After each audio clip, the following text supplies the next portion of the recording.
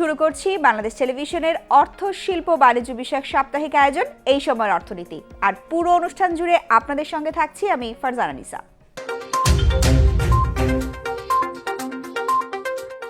মূল অনুষ্ঠানে যাওয়ার আগে দর্শক দেখে নেওয়া যাক কি কি থাকছে আমাদের এই পর্বে। 2041 সালের মধ্যে এসএমই উদ্যোক্তাদের মাধ্যমে জিডিপিতে 50% বেশি অবদানের লক্ষ্য নিয়ে কাজ করছে এসএমই ফাউন্ডেশন। ঢাকার আগারগাঁওয়ের আইসিটি রোডে হলিডে মার্কেট চালু করেছে ঢাকা উত্তর সিটি কর্পোরেশন ডিএনসিসি। শেষ হলো 4 দিনব্যাপী পার্বত্য মেলা 2023। সমতলের মানুষকে পার্বত্য জনসংস্কৃতির সঙ্গে পরিচয় করিয়ে দিয়ে এই মেলা তার রেশ রেখে গেল সবুজ ছাড়িয়ে ইট পাথরের শহরের বুকে। এবং থাকছে অর্থ বাণিজ্য শিল্পাঙ্গনের নানা খোঁজ খবর।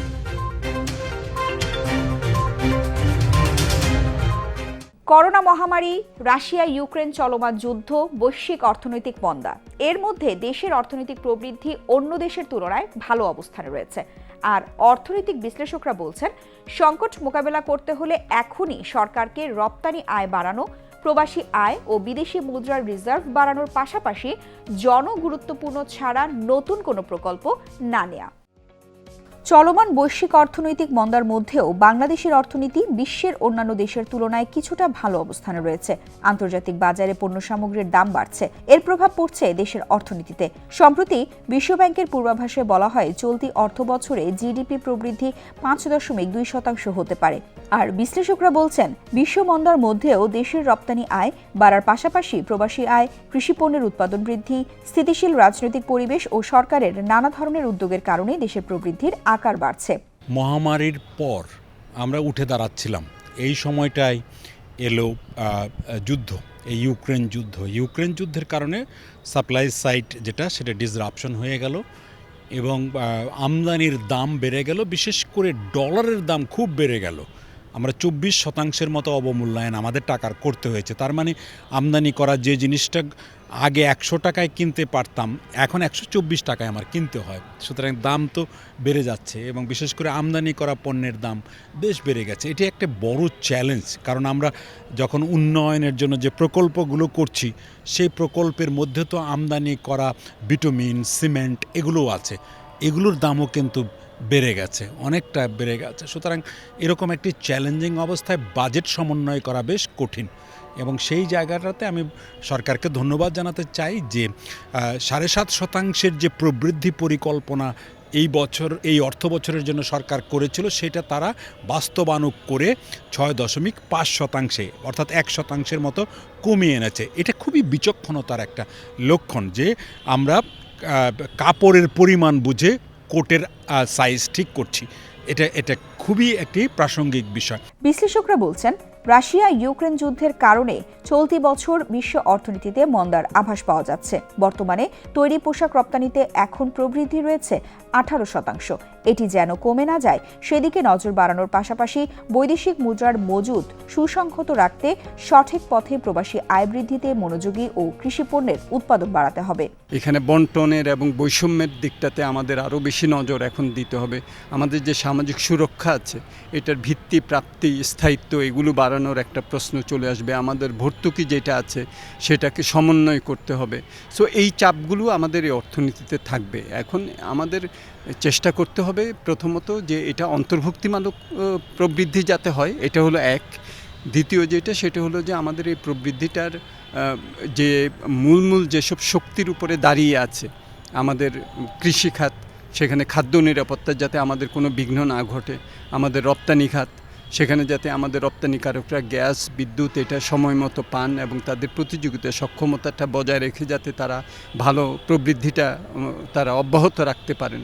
রেমিটেন্সে আমি মনে করি যে আমাদের একটা বড় সুযোগ আছে। ইনফর্মাল চ্যানেলে অনেক চলে যাচ্ছে বলে মনে হচ্ছে, সেটাকে ফর্মাল চ্যানেলে নিয়ে আসার। এটার করতে গেলে আমাদের একদিকে আমাদের যে বৈদেশিক বিনিময় হার এটাকে বাজারমুখী করতে হবে, আমাদের যে ব্যাংকিং খাত সেখানে সুশাসন প্রতিষ্ঠা করা, আমাদের সেটাকে আরও বাজারমুখী করা, আমাদের যে সুদের হার আছে ডিপোজিটের উপরে বলি বা আমাদের লেন্ডিংয়ের উপরে বলি, এইসব জায়গাগুলোতে আমাদের সংস্কার কর্মসূচি এগুলো আমাদের বাস্তবায়ন করতে হবে। দেশজ উৎপাদন, মাথাপিছু আয়, বৈদেশিক মুদ্রা রিজার্ভ, রেমিটেন্স, রাজস্ব আদায়, খাদ্যশস্য উৎপাদন, মূল্যস্ফীতি, আমদানি রপ্তানিতে সরকারের নজরদারি বাড়াতে হবে আর দেশের জনগণের মধ্যে সুষম বণ্টন নিশ্চিত করতে হবে বলে মত বিশ্লেষকদের।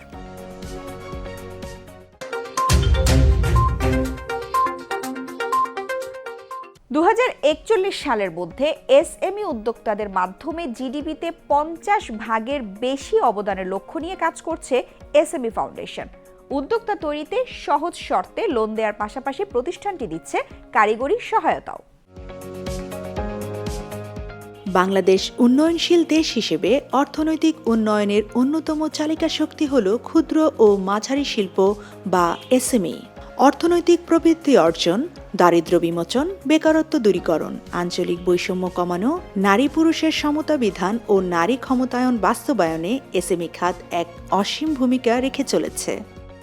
নারী উদ্যোক্তাদেরকে আমরা বিভিন্ন ইন্টারন্যাশনাল প্রতিষ্ঠানের সাথে পরিচিত করে দিচ্ছি এবং তাদের কাজের আওতার মধ্যে আনার চেষ্টা করছি এবং এরই প্রেক্ষিতে আমরা এসএমই ফাউন্ডেশন থেকে বিভিন্ন প্রতিষ্ঠান যেমন ইউএনডিপি, আইটিসি, এশিয়া ফাউন্ডেশন সহ আরও বিভিন্ন যে প্রতিষ্ঠান যারা আছে এবং লোকাল অনেক প্রতিষ্ঠানে যেমন ইক্যাপ সহ অন্যান্য প্রতিষ্ঠানের সাথে আমরা এমওইউ সাইন করে নানা ধরনের কাজ করছি। যে এসএমই উদ্যোক্তাদের এই ধরনের ক্যাপাসিটি নাই যে মুহূর্তের মধ্যে তারা টেকনোলজি চেঞ্জের জন্য তাদের সাফিসিয়েন্ট ফান্ড নেই। সেই ক্ষেত্রে যদি তাদেরকে সাফিসিয়েন্ট ফান্ড দেওয়া যেত কিংবা এসএমই ফাউন্ডেশন তাদেরকে আর্থিক সহযোগিতা প্রদান করতো, তাহলে এই দেশের বিশেষ করে এসএমই সেক্টরের যে প্রোডাকশন এগুলো আরও বহুগুণে বৃদ্ধি পেত।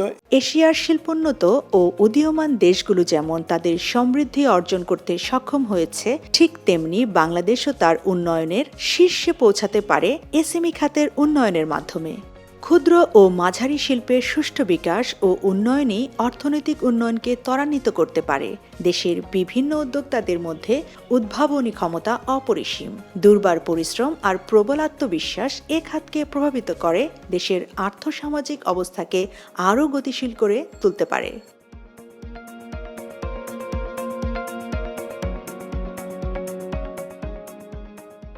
এসএমই খাতের উন্নয়নের লক্ষ্যে প্রধানমন্ত্রী শেখ হাসিনা এ বছরকে পাট বর্ষ হিসেবে ঘোষণা করেছেন। আমাদের মেইন কাজগুলো হচ্ছে আমরা এসএমই উদ্যোক্তা তৈরি করি, এসএমই উদ্যোক্তাদের স্কিল ডেভেলপমেন্ট, বিশেষ করে তাদের পণ্য এবং তাদের যে সমস্ত সেবা তারা উৎপাদন করে সেগুলোতে যারা আধুনিকতার ছোঁয়া আছে আমরা সেভাবে তাদেরকে প্রশিক্ষণ দিই। বাজারজাত কীভাবে করতে হবে সেইগুলোর বিষয়ে আমরা প্রশিক্ষণ দিই। আর সবচেয়ে বড় কথা হচ্ছে একজন উদ্যোক্তাকে পরিপূর্ণ উদ্যোক্তা হিসাবে রূপান্তর করার জন্য এসএমই ফাউন্ডেশন সার্বক্ষণিকভাবে কাজ করে যাচ্ছে। তো আমরা যেহেতু এবছর মাননীয় প্রধানমন্ত্রী গত বাণিজ্য মেলায় পাট ও পাটজাত পণ্যকে বর্ষপণ্য হিসেবে ঘোষণা করেছে, সে কারণে আমরা এবছর পাট ও পাটজাত পণ্য নিয়ে একটু বেশি কাজ করতে চাই এবং বিশেষ করে পৃথিবীর বাইরে অন্যান্য দেশে আর পাট ও পাটজাত পণ্য যেহেতু আমরা বেশি করে রপ্তানি করতে পারি আমরা সেই উদ্যোগ গ্রহণ করব। ইতিমধ্যেই আমরা সেই কাজটা করছি। টিএফও ক্যালেন্ডারের মাধ্যমে আমরা এবছর 30 জন উদ্যোক্তাকে এক্সপোর্টার হিসেবে তৈরি করছি। এর বাইরেও যারা অনলাইন ব্যবসা করছে তারা অনলাইনে বা ফেসবুকে অথবা ওয়েবসাইটের মাধ্যমে যারা ব্যবসা করছে তাদেরকে আরও বেশি কীভাবে দক্ষ তৈরি গঠন করা যায়, ডিবিআইডি নিবন্ধনটা যাতে সবাই করে এবং একই সঙ্গে সারা বছর ব্যাপী আমাদের এসএমই উদ্যোক্তাদের পণ্যকে দেশে এবং বিদেশে বিশেষ করে বাজারজাতকরণের জন্য বা মার্কেট সংযোগ বলি আমরা, তার জন্য আমরা জাতীয় পর্যায়ে এবং বিভাগীয় পর্যায়ে আমরা মেলা করছি। সামনে আমাদের বেশ কয়েকটি মেলা হবে। দেশের শিল্প প্রতিষ্ঠানের প্রায় 80% ক্ষুদ্র ও মাঝারি শিল্প। শ্রমঘন শিল্পের পরিকল্পিত অবস্থার ভারসাম্য উন্নয়নকে আজ বিশ্ব শিল্পায়নের চালিকা শক্তি হিসেবে চিহ্নিত করছে। ঠিক তেমনি বাংলাদেশকে উন্নয়নশীল থেকে উন্নত করতে এসএমই খাতকে শক্তিশালী করা আজ সময়ের দাবি। 2041 সালের আগে জিডিপিতে 50% বেশি অবদানের লক্ষ্য নিয়ে কাজ করছে এসএমই ফাউন্ডেশন। অর্থনৈতিক অগ্রযাত্রার ক্ষেত্রে এসএমই খাতের ভূমিকায় কিন্তু গুরুত্বপূর্ণ। সেই ক্ষেত্রে বাংলাদেশে এসএমই খাতের ভূমিকা জাতীয় অর্থনৈতিক উন্নয়নের ক্ষেত্রে আশাব্যঞ্জক নয়। আমাদের জানা মতে এখন জিডিপির 27% আমাদের এসএমই খাত থেকে আপনার আসে, কিন্তু আমরা যদি 2041 সালের মধ্যে উন্নত জাতিতে রূপান্তরিত হতে চাই ও মাননীয় প্রধানমন্ত্রী যে রূপকল্প আছে সেটাকে যদি বাস্তবায়ন করতে চাই, তাহলে এসএমই খাতের উন্নয়ন এবং এই খাত থেকে অর্থনৈতিক ক্ষেত্রে তার কন্ট্রিবিউশন কিন্তু আমাদের প্রায় 50 থেকে 60% বাড়াতে হবে।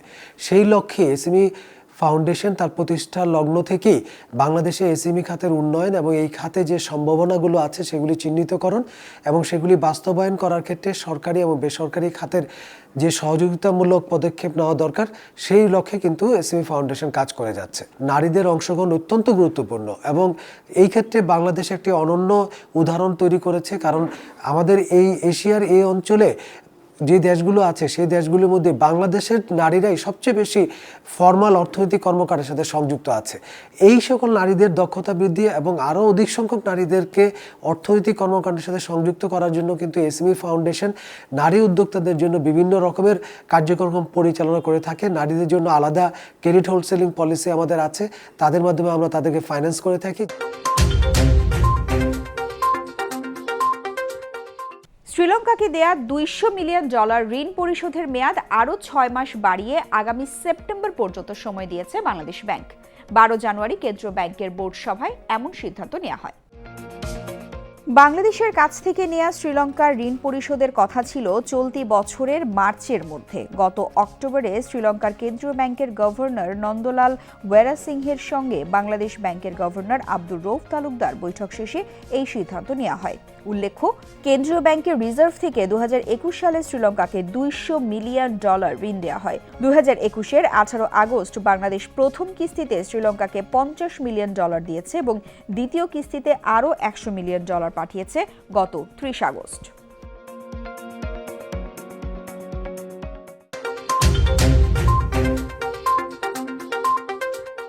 শেষ হলো 4 দিন ব্যাপী পার্বত্য মেলা 2023। সমতলের মানুষকে পার্বত্য জনসংস্কৃতির সঙ্গে পরিচয় করিয়ে দিয়ে এই মেলা তার রেশ রেখে গেল সবুজ ছাড়িয়ে ইট পাথরের শহরের বুকে।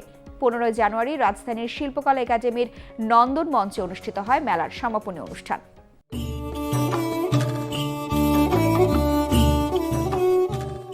পার্বত্য এলাকার মানুষের জীবন, কৃষ্টি ও সংস্কৃতি, পোশাক পরিচ্ছদ, ইতিহাস, ঐতিহ্য বিষয়ক তথ্যাদি সমতলের মানুষের মাঝে পরিচয় করিয়ে দেওয়ার উদ্দেশ্যে এবং পার্বত্য চট্টগ্রামের ক্ষুদ্র নৃগোষ্ঠীর উৎপাদিত পণ্য সামগ্রীর প্রচার ও বিপণনের মাধ্যমে তাদের অর্থনৈতিক স্বনির্ভরতার লক্ষ্যে এই মেলা আয়োজন করে পার্বত্য চট্টগ্রাম বিষয়ক মন্ত্রণালয়।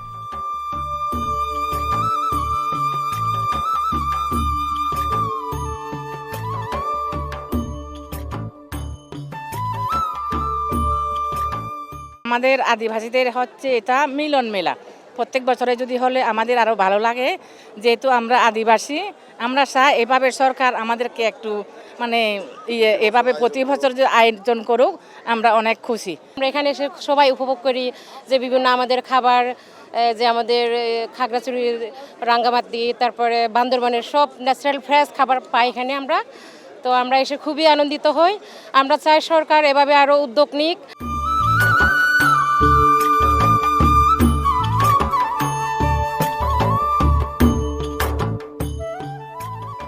4 দিনব্যাপী এই পার্বত্য মেলায় ছিল 103টি স্টল।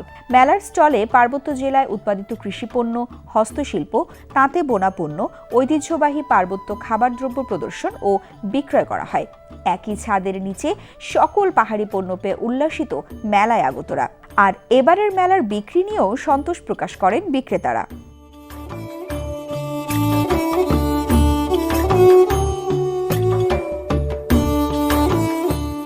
এখানে এসে আমি আরেকটা জিনিস যেটা ফিল করি যে আমাদের যে পোশাক, তারপরে হচ্ছে খাবার, ওদের ফ্রুটস, সব কিছুই আমার কাছে মনে হয় যেন আমি সব কিছু কিনে নিয়ে যাই। ইভেন আমি কিনেছি সব কিছু, আমার খুব ভালো লেগেছে। এখানকার পরিবেশও খুব ভালো। এখানে অনেক গ্রাহকরা আসতেছে। আমরা আমাদের তরফ থেকে যত পারি সাশ্রয়ী মূল্যে গ্রাহকদের দিতে চেষ্টা করতেছি যাতে সবাই কিনতে পারে।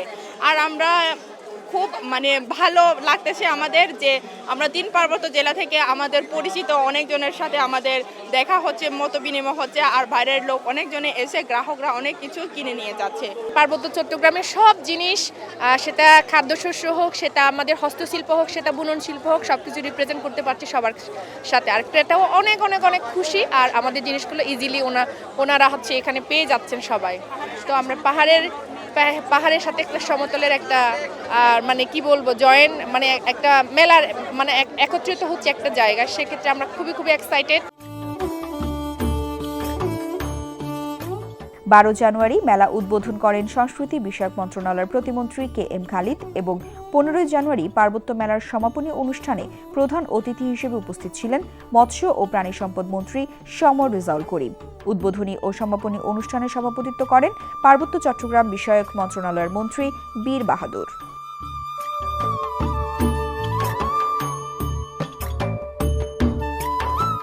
পার্বত্য মেলাটা আসলে আসলে ভালো লাগে যে আমাদের তো আগে অনেক ঐতিহ্যবাহী খাবার পাওয়া যেত, অনেক দেশীয় প্রোডাক্ট পাওয়া যেত, সেইগুলো পাওয়া যায় না, যদিও পাহাড় থেকে ওরা নিয়ে আসে। এটা দেখতে খুবই ভালো লাগে। পার্বত্য মেলায় এসে খুবই ভালো লাগছে। প্রতি বছর আমরা পার্বত্য মেলায় আসি, এখানে এসে নানা ধরনের খাবার খাই, খুব ভালো লাগে। অনেক ঐতিহ্যবাহী পোশাক কিনি আমরা। এই ধরনের মেলা আরও হবে এবং বাংলাদেশে পাহাড়ি অঞ্চল যে রয়েছে তার সঙ্গে আমরা আরও ভালো ওতপ্রোতভাবে জড়িত হব এবং সবাই মিলেমিশে সমৃদ্ধ বাংলাদেশকে গড়ে তুলব।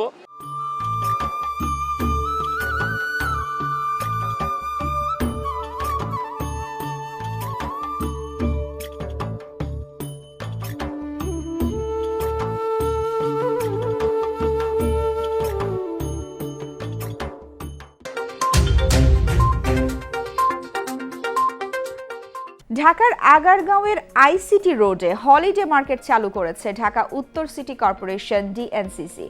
এটি ডিএনসিসির প্রথম হলিডে মার্কেট।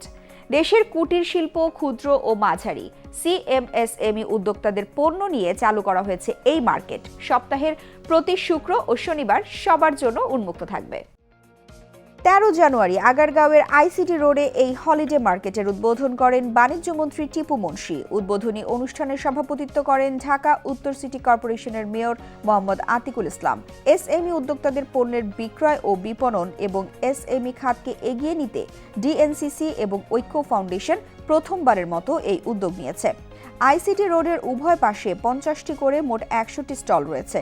এই হলিডে মার্কেটে এসএমই উদ্যোক্তারা তাদের উৎপাদিত চামড়াজাত পণ্য, পাটজাত পণ্য, হস্তশিল্প, ফ্যাশন ও লাইফস্টাইল পণ্য, হোম ডেকোর পণ্য, অর্গানিক কৃষি পণ্য, পার্বত্য অঞ্চলের কৃষি পণ্য, খাদ্যপণ্য ও পানীয় নিয়ে স্টল সাজিয়েছে। সেই সঙ্গে বৃক্ষপ্রেমিকদের জন্য রয়েছে নার্সারির উদ্যোক্তারাও।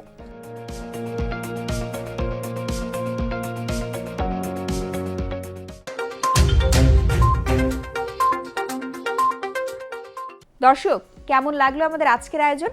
আশা করি ভালো লেগেছে। আমাদের অনুষ্ঠান সম্পর্কে কোনো মতামত থাকলে জানাতে নিশ্চয়ই ভুলবেন না। আমাদের সঙ্গে যোগাযোগের ঠিকানা প্রযোজক এই সময়ের অর্থনীতি, কক্ষ নং 3006, বাংলাদেশ টেলিভিশন ভবন, রামপুরা, ঢাকা। ইমেইল করতে পারেন এই সময়ের অর্থনীতি@gmail.com এই ঠিকানায়। এছাড়া ভিজিট করতে পারেন বিটিভির ফেসবুক পেজ বাংলাদেশ টেলিভিশন-বিটিভিতে। আজ এ পর্যন্তই। দেখা হবে আগামী পর্বে অর্থনীতির নানা আয়োজন নিয়ে। সবাই সুস্থ ও নিরাপদে থাকুন আর করোনা ভাইরাস থেকে বাঁচতে স্বাস্থ্যবিধি মেনে চলুন। খোদা হাফেজ।